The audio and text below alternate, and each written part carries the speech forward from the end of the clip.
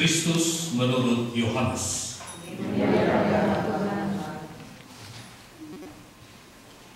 Dalam rumah ibadat di Kapernaum, Yesus berkata kepada orang banyak, "Semua yang diberikan Bapa kepadaku akan datang kepadaku, dan siapa saja yang datang kepadaku tidak akan aku buang. Sebab aku telah turun dari sorga, bukan untuk melakukan kehendakku, melainkan kehendak Dia yang telah mengutus aku. Inilah kehendak Dia yang telah mengutus aku, yaitu supaya dari semua yang telah diberikannya kepadaku, jangan ada yang hilang, tetapi supaya aku bangkitkan pada akhir zaman. Sebab inilah kehendak Bapa-Ku, yaitu supaya setiap orang yang melihat Putra dan yang percaya kepadanya memperoleh hidup yang kekal, dan supaya aku membangkitkannya pada akhir zaman." Demikianlah Injil Tuhan.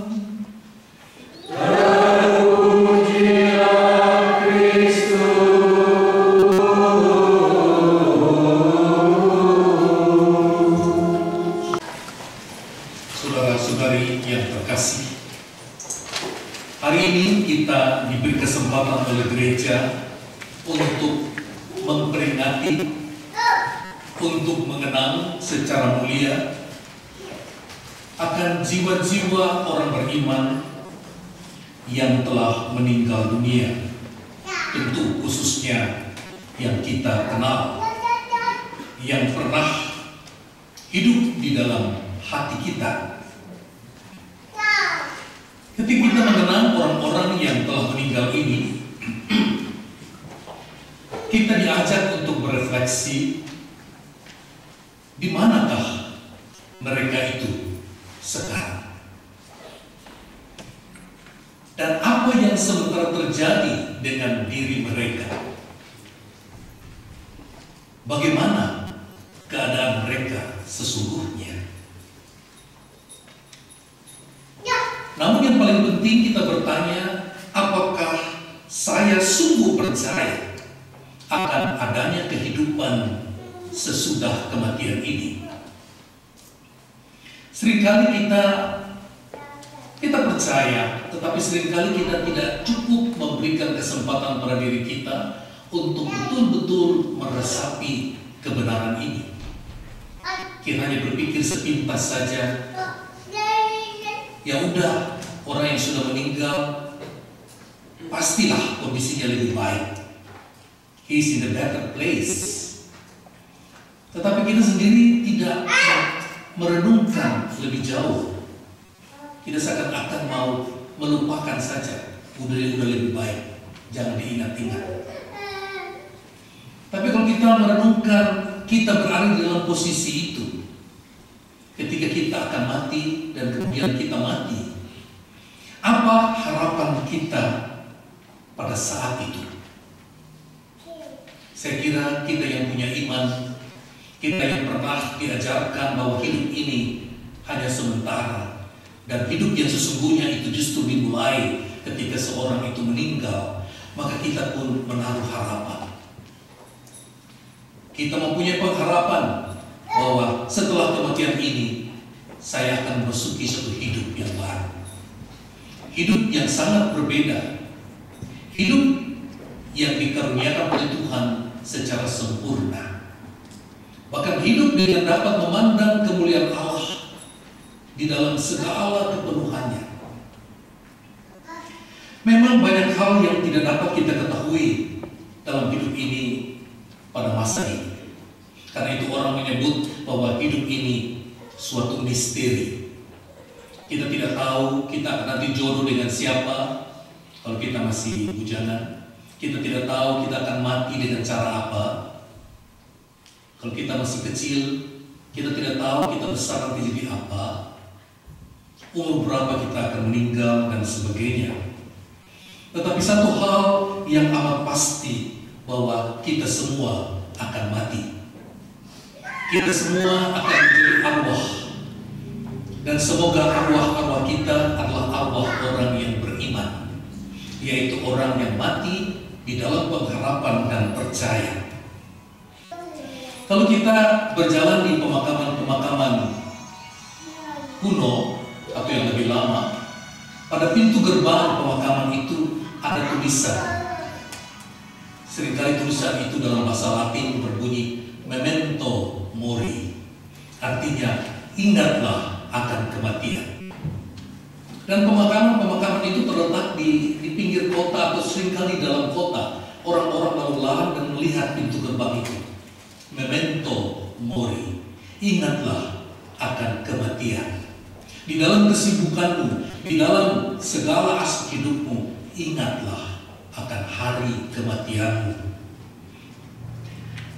Kalau kita sudah tahu apa yang akan terjadi nanti, kalau kita sudah biasa merenungkan apa yang dipesankan memento mori, maka tentu kita bisa siapkan diri dengan lebih baik. Kita perlu ingat bahwa keselamatan dalam hidup kekal itu tidak terjadi secara otomatis. Yesus bahkan memberikan peringatan yang sangat keras. Dia katakan, kalau kamu yang ingin selamat, masuklah melalui pintu yang sempit itu. Karena lebar dan luaslah jalan menuju pada kebinasaan, dan banyak orang melaluinya. Masuklah melalui pintu yang sempit itu, karena banyak juga orang yang mau masuk, tetapi tidak kuat. Jadi hidup menjadi orang percaya itu tidak gampang. Maka kita diajarkan untuk setia di dalam iman kita. Iman kita tidak boleh tergantung dari selera perasaan saja. Karena kita akan melewati saat-saat yang sulit. Dan semoga kita adalah orang-orang yang terpilih, bisa masuk melalui pintu yang sempit. Dengan iman, yaitu dengan rahmat Tuhan, kita bisa diperkuat. Tapi juga dengan pola hidup kita secara kristiani yang merupakan tanggapan kita akan adanya hari kematian, membuat kita lebih siap untuk masuk pada hidup yang kekal itu. Hari ini kita diajak untuk memperingati arwah orang-orang beriman yang sudah mendahului kita. Gereja menggarisbawahi kita mengenang atau memperingati jiwa-jiwa orang beriman. Orang beriman bukan berarti sama dengan semua orang. Yaitu yang saya katakan, yaitu orang yang semasa hidup dan pada saat kematiannya mempunyai harapan akan hidup yang kekal. Gereja mengajarkan pada kita bahwa gereja atau orang beriman itu terdiri dari 3 kelompok besar. Kelompok yang pertama yaitu disebut kelompok beriman yang telah mulia, yaitu mereka yang sudah mendahului kita dan sempurna iman dan kasihnya, sehingga mereka sudah di sorga. Mereka sudah menikmati kemuliaan bersama Allah. Kelompok yang kedua yang disebut kelompok beriman yang sementara berjuang. Gereja yang sementara berjuang di dunia, yaitu kita. Kita ini hidup dari percaya saja. Kita belum melihat Tuhan. Kita sementara dalam perjalanan. Sementara dalam perjalanan ini kita perlu saling menguatkan satu dengan yang lain. Kita perlu dikuatkan oleh rahmat Tuhan. Kita perlu dikuatkan oleh firman Tuhan. Kita didampingi oleh gereja supaya kita setia sampai akhir. Dan kelompok yang ketiga yaitu orang-orang beriman yang disebut jiwa-jiwa yang menderita. Mereka ini kita sebut berada di dalam satu situasi. Mereka punya iman, tetapi belum layak untuk masuk surga. Mereka masih berada di dalam proses pemurnian. Mereka disebut sebagai gereja yang berharap. Dengan demikian kita tidak mendoakan orang mati yang tidak selamat, tapi kita mendoakan orang-orang yang mungkin masih di dalam proses pemurnian ini. Kita berdoa hari ini dan kita ingat akan jiwa-jiwa beriman yang masih berada di purgatori, masih di dalam proses pemurnian. Proses pemurnian ini digambarkan oleh bacaan pertama sebagai pemurnian lewat api. Emas yang tidak murni hanya bisa dimurnikan lewat api. Perak yang tidak murni hanya bisa dimurnikan lewat api. Maka gereja menyebutkan api penyucian. Bukan membakar sungguh-sungguh, tapi ada suatu penderitaan tersendiri untuk memurnikan. Maka kita diajar untuk tidak melupakan sanak-saudari kita yang barangkali masih di dalam proses pemurnian ini. Dan kita sebagai orang beriman, kita percaya pada kekuatan doa.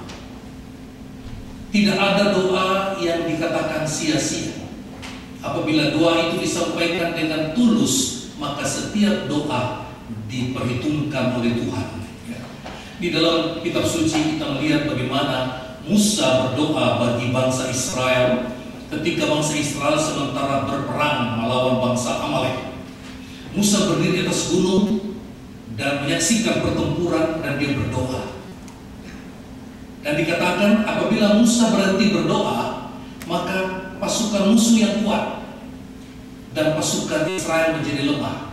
Tapi ketika Musa kembali mengangkat tangan dan berdoa, pasukan musuh menjadi lemah dan pasukan Israel menjadi kuat. Kita diajarkan oleh kitab suci bahwa setiap doa mempunyai satu kuasa. Demikian juga Elia, Nabi Elia, dengan kekuatan doanya dia menyembuhkan bahkan membangkitkan anak seorang janda di Sarfat yang mati. Di dalam sejarah gereja Santa Monica, dia berdoa bagi anaknya Agustinus, seorang pria yang binal dan liar, sehingga dia menjadi seorang pemuka gereja yang terkenal, menjadi seorang guru besar gereja, di mana tulisan-tulisannya masih dipakai di dalam teologi masa kini. Demikian juga maka doa bagi arwah kita mempunyai satu gelar.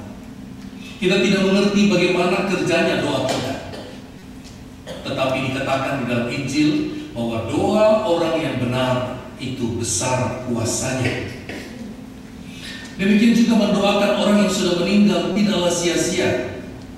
Ingat bahwa kita berdoa bukan kepada orang mati. Ingat, hati-hati menggunakan bahasa. Kita bukan berdoa kepada orang mati, tapi kita berdoa kepada Tuhan untuk orang yang meninggal. Jadi kalau kita berdoa, ya Tuhan, saya berdoa untuk mama saya, bukan kepada mama saya. Kita berdoa untuk anak saya. Kita berdoa untuk seorang sahabat saya yang telah meninggal. Kita berdoa kepada Allah untuk, karena hanya Allah lah sumber dari segala kehidupan dan kekuatan. Kedua, kita diminta berdoa dengan tulus. Apa itu berdoa dengan tulus? Yaitu berdoa dengan cinta. Kalau kita berdoa dan mendoakan orang dengan cinta karena kita mengasihi dia tanpa ada pretensi yang lain, itulah doa yang tulus.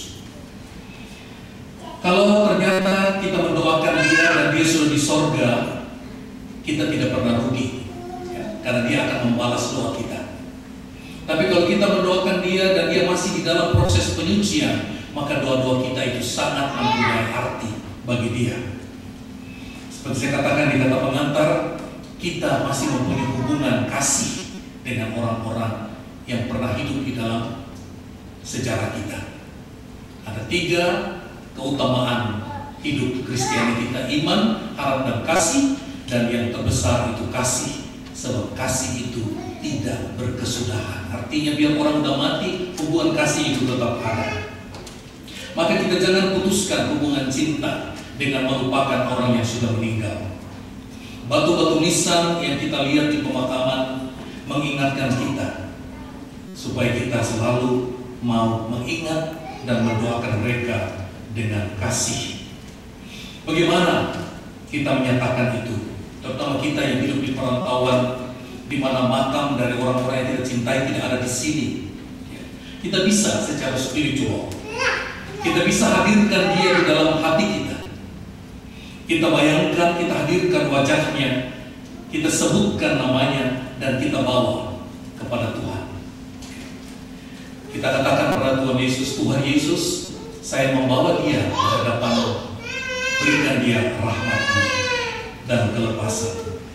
Namun kita juga berdoa bagi diri kita supaya kita mempunyai iman yang teguh, di mana janji Yesus hari ini mengatakan, semua yang diberikan Bapa kepadaku akan datang padaku. Tidak ada orang yang tertarik percaya kalau dia tidak diberikan rahmat. Jadi kalau saat ini Anda dapat percaya dan tertarik datang, berarti Anda itu termasuk yang diberikan Bapa kepada Yesus. Dan Yesus berjanji, kalau seorang diberikan Bapa kepadaku dan datang kepadaku, tidak ada yang kutolak. Maka kita yang percaya datang juga pada Bapa, pada Yesus. Kita membawa doa-doa kita. Dan Yesus yang sudah berjanji, dia tidak akan menolak setiap orang yang datang kepada dia.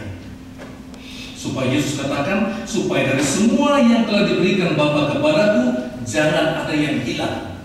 Jadi kita tetap bisa mendoakan supaya semua orang itu jangan ada yang hilang, tetapi supaya kubangkitkan pada akhir zaman.